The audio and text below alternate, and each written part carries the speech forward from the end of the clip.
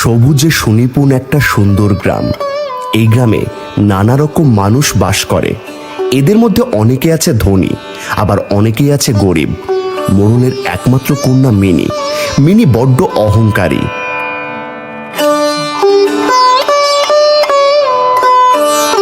কেউ আছো?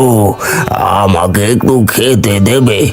আজ 2 দিন হলো আমি কিছুই খাইনি। কে তুমি? না বলেই বাড়ির ভেতর ঢুকে পড়েছো? তোমার তো বড্ড সাহস। ছি মা, বুড়োদের সাথে কেউ এভাবে কথা বলে? আমি তো তোমার দাদার বয়সী। এখন তোমার কাছ থেকে আমায় শিখতে হবে কি করে কথা বলতে হয়। যাও এখনই বাড়ি থেকে চলে যাও, বাবা এলে কিন্তু খুব রেগে যাবে। আমাকে দয়া করে কিছু খেতে দাও, আমার খুব ক্ষুধা লেগেছে। শুনেছি তোমরা নাকি অনেক ধনী, নিশ্চয়ই তোমার বাড়িতে ভালো ভালো খাবার আছে। যত সব আদিক্ষেতা, বুড়ো তুমি বড্ড লোভী। ধনী হলেই তোমাকে খাওয়াতে হবে নাকি? যাও, আর বিরক্ত করো না।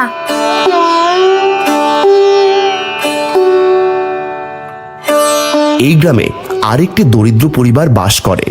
এই পরিবারের প্রধান কর্তা হলো নিতাই। নিতাই এবং মিতালির একমাত্র সন্তান হলো ঝিলিক। এই পরিবারে সব সময় অভাব অনটন লেগেই থাকে, কিন্তু এরপরেও তারা খুব সুখী। কি গো গিন্নি, আজ কি রান্না করেছো? সারা বাড়ি গন্ধে একেবারে ম ম করছে। আজ মাংস রান্না করেছি গো, কষিয়ে মাংস রান্না করেছি, তাও আবার হাঁসের মাংস। কি বলছো কি? হাঁসের মাংস? কি করে রান্না করেছো? টাকা কোথায় পেলে? এই ঝিলিক, আয় বাইরে আয়, তোর বাবাকে বল দেখি কি করে মাংসের জোগাড় করলি।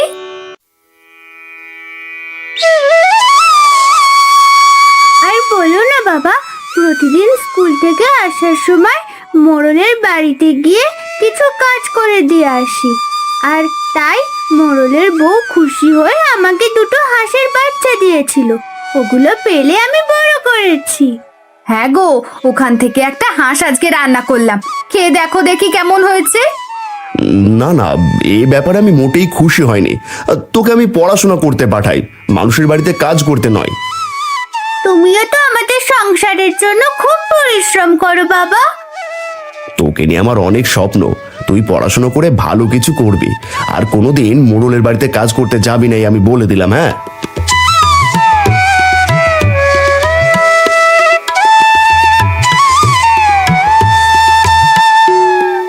কি রে, বাইরে অনেক চেঁচামেচি শুনলাম, তাকে এসেছিল? কে এবার আসবে মা? যত সব আপদ দিয়ে বাড়ি ভর্তি হয়ে গেছে। কার কথা বলছিস তুই? কোথা থেকে একটা বুড়ো লোক এসেছে, বলে কিনা তাকে খাবার দিতে। আমি তাকে তাড়িয়ে দিয়েছি। কেন রে, তাকে তাড়িয়ে দিচ্ছিস কেন? না না, এটা তুই বড্ড অন্যায় করেছিস। কেউ খেতে চাইলে তাকে খেতে দিতে হয়। আমাকে জ্ঞান দিতে এসো না মা।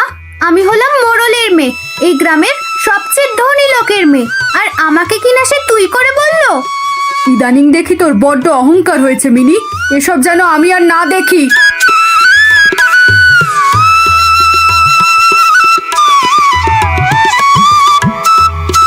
সত্যি সত্যি আজ রান্নাটা খুব চমৎকার হয়েছে। অনেকদিন পর হাঁসের মাংস খেলাম। সবকিছু হয়েছে তোমার মেয়ের জন্য।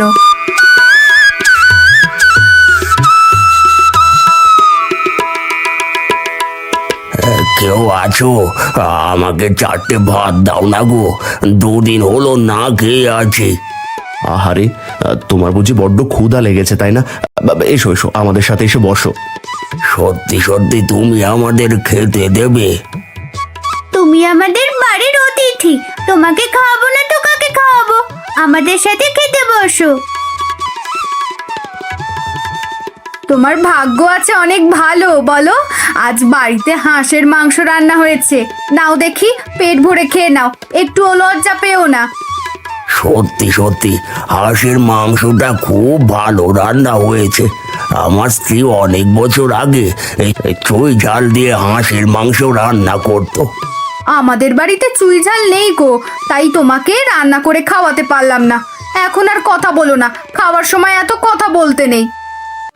এরপর সেই বৃদ্ধ লোক খুব তৃপ্তি করে হাঁসের মাংস দিয়ে ভাত খেলো এবং যাওয়ার সময় ঝিলিকের হাতে ছোট্ট একটা চুই ঝালের চারা দিয়ে বলল, এটা একটা চই ঝালের চারা তোদের বাড়ির পেছনে লাগিয়ে দিস। আর একটা কথা মনে রাখিস, এই চুই ঝাল একদিন তোর ভাগ্য বদলে দেবে। কি বলছো বুড়ো? কি করে আমাদের ভাগ্য বদলাবে? আমরা গরিব মানুষ, আমাদের ভাগ্য এত সহজে বদলায় না। তোরা আমাকে এত যত্ন করে খাওয়ালি, আর তোদেরকে কিছু না দিয়েই আমি চলে যাব। আমার তরফ থেকে তোদের জন্য এটা একটা উপহার।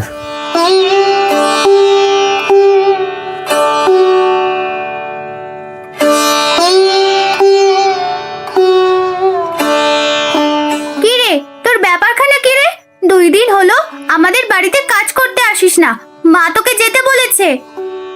বাবা আমাকে তোমাদের বাড়িতে কাজ করতে নিষেধ করেছে। আসলে বাবা চায় আমি পড়াশোনা করে ভালো কিছু করি।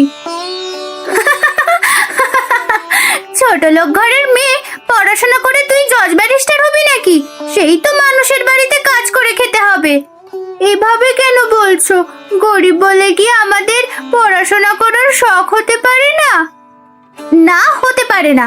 তুই আজকে আমাদের বাড়িতে কাজ করতে যাবি।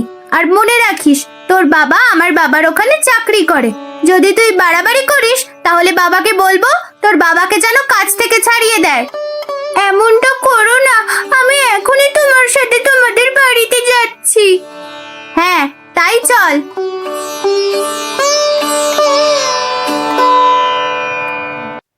এরপর মিনি ঝিলিককে সাথে নিয়ে তার বাড়িতে গেল।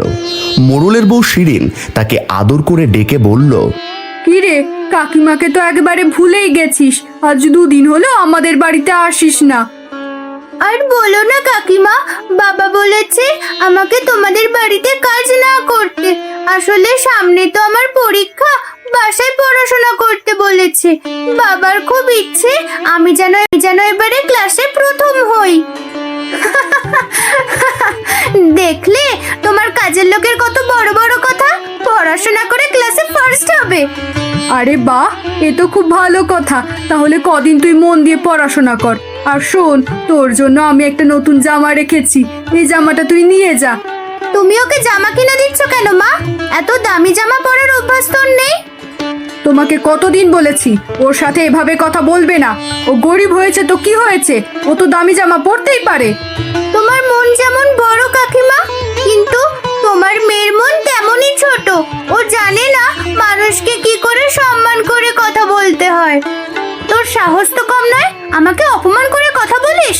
দাঁড়া, আজ বাবা বাড়ি ফিরুক। পরের দিন সকালবেলা নিতাই গেল মোড়লের ওখানে কাজ করতে। নিতাইকে দেখে মোড়ল প্রচন্ড রেগে গেল আর চিৎকার করে বলতে লাগলো, এই শোন, আগামীকাল থেকে তুই আর আমার এখানে কাজ করতে আসবি না। আমি কি কোনো দোষ করেছি? আপনি কেন আমাকে কাজ থেকে তাড়িয়ে দিচ্ছেন? তোর কোনো দোষ নেই, সব দোষ হলো তোর লাফাঙ্গা মেয়ে ঝিলিকের। কত বড় সাহস আমার মেয়ে মিনিকে অপমান করে কথা বলে। আপনি সবকিছু জানেন হুজুর। আপনার মেয়ে মিনি সবসময় ঝিলিকের সাথে দুর্ব্যবহার করে, হয়তো এজন্যই ঝিলিক রেগে গিয়ে। থাম থাম, আমি জানি যত সব ছোট লোকের দল। আমার মেয়ে তোর মেয়েকে 2-1 কথা শোনাতেই পারে, তাই বলে তোর মেয়ে আমার মেয়েকে অপমান করার সাহস কোথা থেকে পেলো? হ্যাঁ, দয়া করে আমাকে কাজ থেকে তাড়িয়ে দেবেন না হুজুর, তাহলে তো বউ বাচ্চা নিয়ে আমাকে না খেয়ে মরতে হবে। আগে তোর মেয়েকে বল আমার মেয়ের কাছে ক্ষমা চাইতে, এরপর আমি চিন্তা করব। কখনো না, আমি কখনোই আমার মেয়েকে আপনার মেয়ের কাছে ক্ষমা চাইতে পাঠাবো না, কারণ ও কোনো দোষ করেনি। ঠিক আছে, সৃষ্টিকর্তার দুনিয়া অনেক বড়, আমি কোনো না কোনো কাজ ঠিক পেয়ে যাব।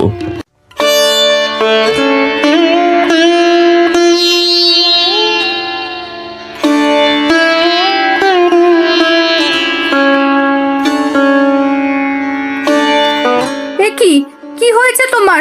তুমি এভাবে কাঁদছো কেন? আমাকে মোড়ল কাজ থেকে তাড়িয়ে দিয়েছে। কেন?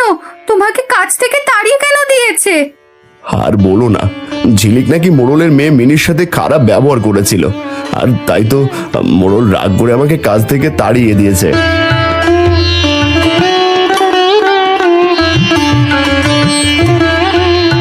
বাবা, ও বাবা, কি হয়েছে? তোমরা এভাবে কান্নাকাটি কেন করছো? হতচ্ছাড়ি বাঁদর মেয়ে, তুই কেন মোড়লের মেয়ের সাথে ঝামেলা করতে গেলি? আর তাই তো তোর বাবাকে আজ কাজ থেকে বের করে দিয়েছে। আমার তো কোনো দোষ নেই। মিনি সারাক্ষণ আমার বাবাকে ছোট লোক বলে গালি দেয়, আমার শুনতে খারাপ লাগে, আর তাই আমি প্রতিবাদ করেছি। তোর এই প্রতিবাদের জন্য এখন আমাদের না খেয়ে মরতে হবে। আজকে বিকেলবেলা তুই মিনির কাছে গিয়ে ক্ষমা চেয়ে আসবি। কখনো না, আমার মেয়ে কখনো ক্ষমা চাইবে না, ও কোনো দোষ করেনি। মা, তুমি কোনো চিন্তা করো না, আগামীকাল থেকে আমি নতুন একটা কিছু করার চেষ্টা করব। কি করবি রে মা? তুমি অনেকদিন মোড়লের ওখানে কাজ করেছো বাবা, আর নয়, এবার আমরা বাজারে একটা দোকান দেব, আর সেখানে হাঁসের মাংস দিয়ে চুই ঝাল রান্না করব। কিন্তু হাঁস, চুইশাল এগুলো কোথায় পাবো? তোমার মনে নেই, আমার একটা বড় হাঁস আছে, আর চুই ঝাল তো সেই বুড়ো লোকটাই দিয়ে গিয়েছিল। এই খাবার দেখবে আমাদের ভাগ্য বদলে দেবে। খুব ভালো বুদ্ধি বের করেছিস মা। মানুষের ওখানে কাজ করতে আর ভালো লাগে না। এবার আমরা নিজেরাই কিছু করব। তুই যা করবি আমি তোর সাথে আছি। খেয়ে যান, খুব মজার চুই ঝাল আর মাংস আছে। ও বাবা, এখনো তো কেউ খেতে আসলো না। আমার বড্ড দুশ্চিন্তা হচ্ছে, যদি হাঁসের মাংস বিক্রি করতে না পারি।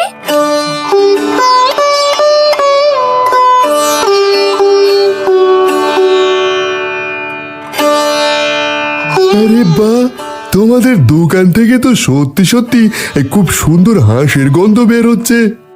একদম ঠিক কথা বলেছো। আমাদের গ্রামে এই ধরনের খাবারের আগে কেউ বিক্রি করেনি। তাহলে তোমরা বসো, একবার আমাদের হাঁসের মাংসের চুই ঝাল রান্না গরম ভাতের সাথে খেয়ে দেখো, দারুণ লাগবে খেতে। হ্যাঁ হ্যাঁ, দাও দাও, তোমার দোকানের হাঁসের মাংস আর চুই ঝাল দাও। বাহ, দারুণ হয়েছে। এত মজার খাবার অনেকদিন খাইনি।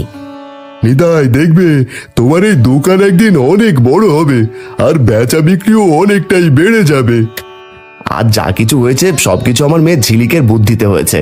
ও যদি না থাকতো তাহলে আমি দোকানটাই দিতে পারতাম না। এরপর থেকে নিতাইদের আর পেছনে ফিরে তাকাতে হয়নি। ধীরে ধীরে তার দোকান অনেক বড় হতে শুরু করে। তার দোকানে বেচা বিক্রিও অনেকটাই বেড়ে যায়। ঝিলিক এবং নিতাইয়ের পরিবারের অভাব কমে যায়। নিতা এখন গ্রামের অন্যতম ধনী লোকেদের একজন।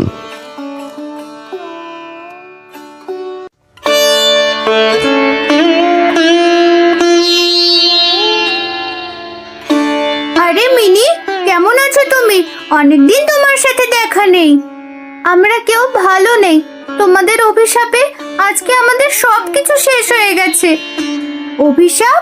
কোন অভিশাপের কথা বলছো তুমি? আমি তো কখনোই তোমাকে অভিশাপ দিইনি। তোমাকে আমি দিনের পর দিন অপমান করেছি। আমার বাবা তোমার বাবাকে কাজ থেকে অপমান করে বের করে দিয়েছে, আর তাই তো আমাদের সর্বনাশ হয়ে গেছে। আরে বাবা, কি হয়েছে বলবি তো? এবছর বন্যায় আমাদের সব ফসল নষ্ট হয়ে গেছে, অনেক ধানের জমি পানির নিচে তলিয়ে গেছে। কোনো কিছু নিয়ে অহংকার করতে নেই মিনি। টাকা পয়সা, সম্পদ এগুলো খুবই ক্ষণস্থায়ী। কখন বিধাতা কাকে কি দেয় কিছুই বলা যায় না। তুমি আমাকে ক্ষমা করে দিও, আমি তোমার সাথে অনেক দুর্ব্যবহার করেছি। তোমার বাবা আমার বাবাকে কাজ থেকে ছাড়িয়ে দিয়েছিল বলে আজ আমরা অনেক ধনী হয়ে গেছি। আমাদের বাজারে অনেক বড় একটা হাঁসের মাংস তৈরির হোটেল আছে। যদি কোনো সাহায্য বা প্রয়োজন পড়ে তুমি আমাকে নির্দ্বিধায়